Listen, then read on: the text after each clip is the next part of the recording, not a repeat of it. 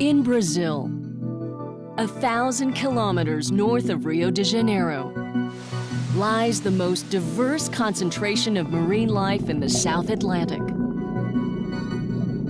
There are hundreds of species, large and small, many found nowhere else on Earth. Here, people have lived in harmony with the sea for centuries. But as in so much of the world, the balance is under threat. From oil exploration, dredging, industrial fishing. Rather than benefiting those who live here, few jobs are created, while livelihoods are threatened. Despite these pressures, a small team of Conservation International staff have not only helped protect this area, but are extending its boundaries. This is how they're doing it.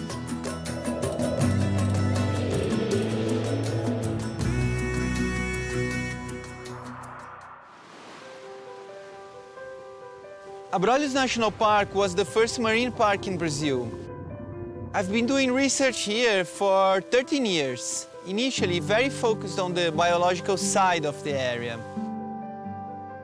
Our early work here was about supporting the park. Originally, it was a very small project.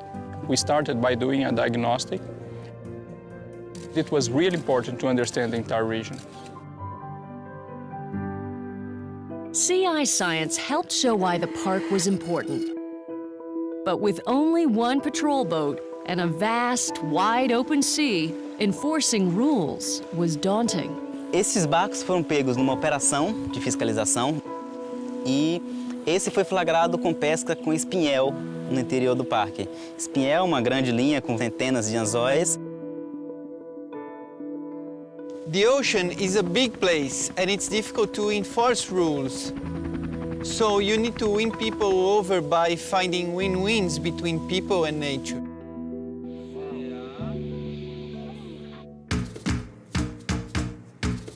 We started to look at the impact of protection on food supply, on the economy, on climate change. In other words, soon we were studying ecosystem services. There was no shortage of subjects to study to demonstrate how people benefit from the sea. The team made species most important to fishermen a top priority.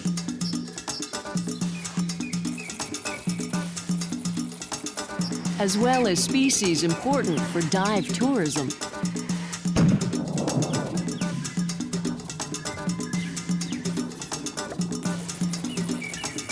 The team discovered the world's largest rhodolite bed.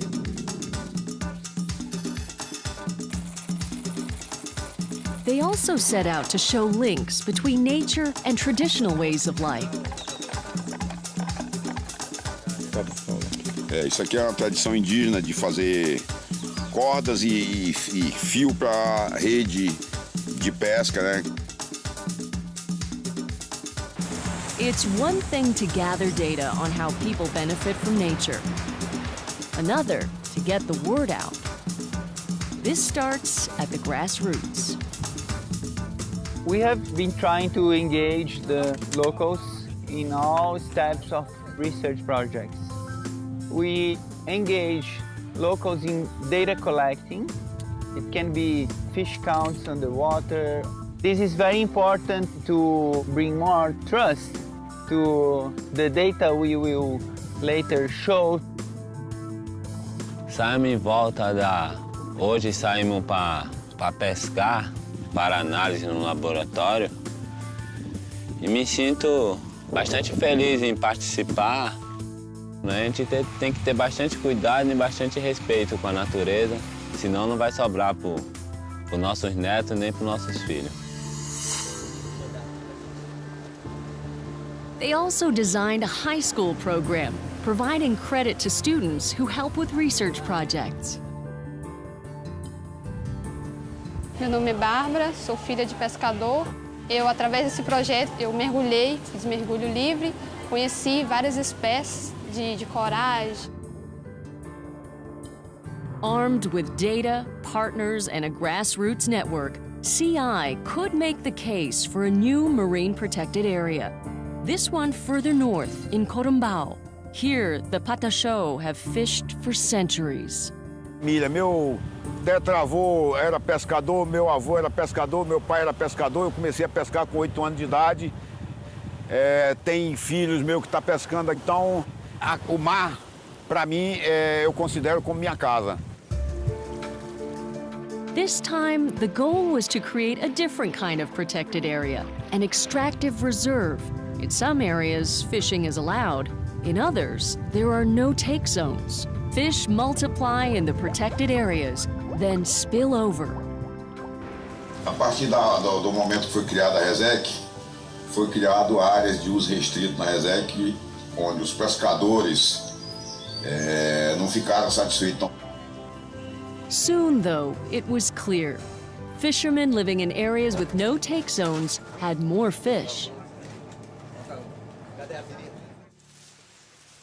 Quer dizer, esse ano, agora com 5 anos depois que foi criada a área, nós tivemos um aumento que é fantástico. Tivemos um aumento de mais de 200% do estoque na foz desse rio. Então, com 83% de toda a população de pescadores, eles estavam totalmente satisfeitos. Another benefit. Because in Brazil, reserves have a voice with the government, locals could ask for services they never had, like electricity. Em algumas comunidades não haviam escolas. Então, devido ao fator que não tinha energia elétrica. Então assim, a minha educação, eu morava num lugar sem acesso a nada. Hoje em dia, aqui em Cumuru, tem meus colegas, todos estão em faculdades e acabam retornando para a própria comunidade para trabalhar aqui. The next chapter in expanding protection came in the south. We are in Caravelas estuary. This is a large area of mangroves. It's a especially important nursery site for many species.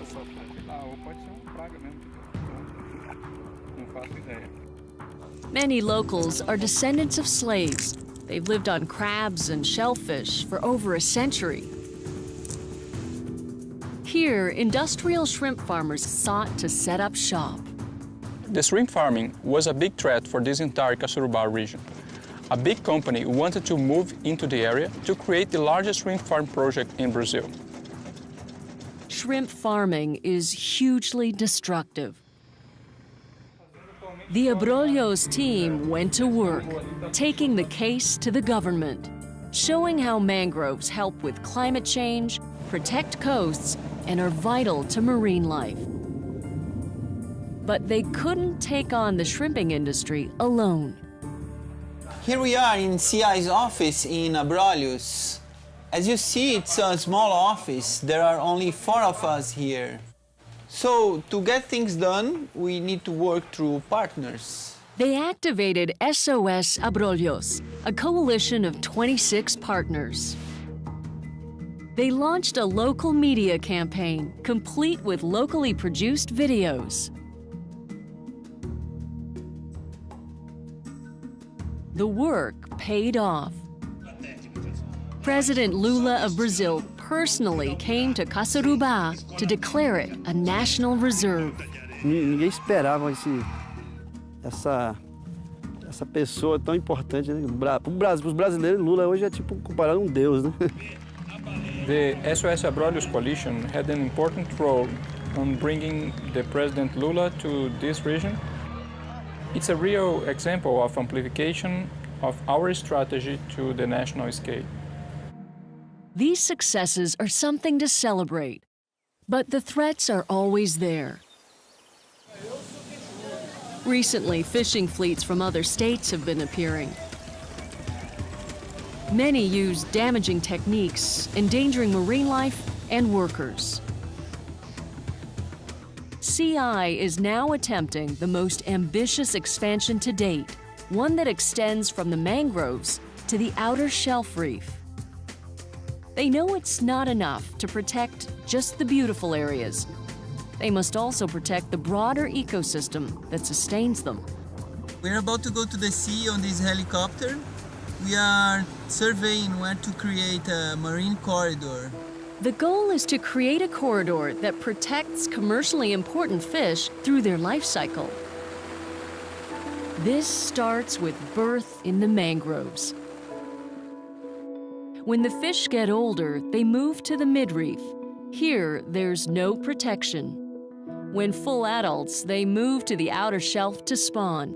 Their larvae floats back to the mangroves. So the life cycle extends from the shore, out to sea, and back again.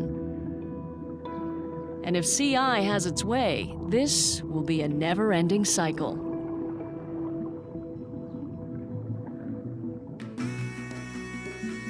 Given the Abrolhos team's many years in this community, its science and its partnerships, the outlook is promising. And that's good news for all of us. Because, as we've seen, this slice of ocean sustains a much broader ecosystem, one supporting a range of life, including the world's most common mammal, us.